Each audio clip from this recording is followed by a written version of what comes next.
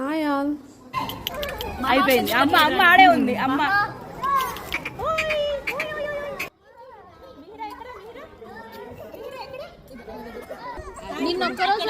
ఇదో హాయ్ చెప్పు. మహామిహి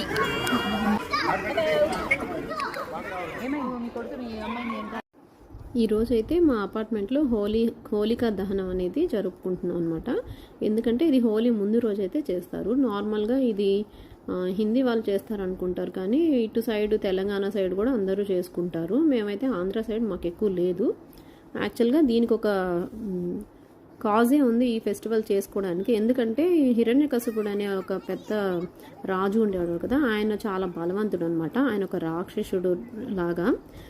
ఆయనకు పుట్టిన ఆయన భక్త ప్రహ్లాదుడు అనమాట. ఆయన విష్ణుమూర్తికి చాలా మంచి భక్తుడు. ప్రహ్లాదుని చంపడానికి చాలా రకాలుగా ప్రయత్నించారు. ప్రహ్లాదుడికి ఏమి కావట్లేదు. ఇంకా చూసి చూసి ఆయన వాళ్ళ చెల్లెలైన హోలికని ఒక వరం ఉంటుంది అనమాట తనకి. ఆమెను తీసుకొని వచ్చి ఈ మంటల్లో కూర్చోబెట్టి ప్రహ్లాదుని ఒళ్ళో కూర్చోబెట్టుకోమని చెప్తాడనమాట. ఎందుకంటే ఆమెకైతే ఒక వరం ఉంది, ఆమె మంటల్లో కాలిపోదు. అలాగని చెప్పి ఆమె ఒళ్ళో కూర్చోబెట్టి ప్రహ్లాదుని అయితే దహనం చేయాలని చెప్పి ఆయన వాళ్ళ నాన్న ఒక పన్నాగం అయితే పన్నుతాడు. కాకపోతే ఆ హోలిక అనే మాత్రం ఆ రోజైతే మంటల్లో కాలిపోయింది.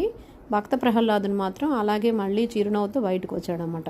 ఎప్పుడైనా సరే చెడు నుంచి మంచి ఎప్పుడు మళ్ళీ తిరిగి బయటికి రావాలనేది ఈ హోలిక అనే దహనం అనేది ఈరోజు జరుపుకుంటారు. పక్క రోజు అందరూ సంతోషంగా హోలీ అయితే చేసుకుంటారనమాట. ఇది ఈ హోలిక అనే స్టోరీ అయితే. పక్క రోజు హోలీ అనేది ఎందుకు చేసుకుంటారంటే శ్రీకృష్ణుడు అండ్ రాధ వాళ్ళందరూ కలిసి వాళ్ళ ప్రేమ గుర్తుగా హోలీ పండుగను అయితే జరుపుకుంటారు. అలాగే మేము కూడా మా కమ్యూనిటీలో ఎప్పుడు అన్ని ఫెస్టివల్స్ అయితే మోస్ట్లీ జరుపుకుంటుంటాం అనమాట.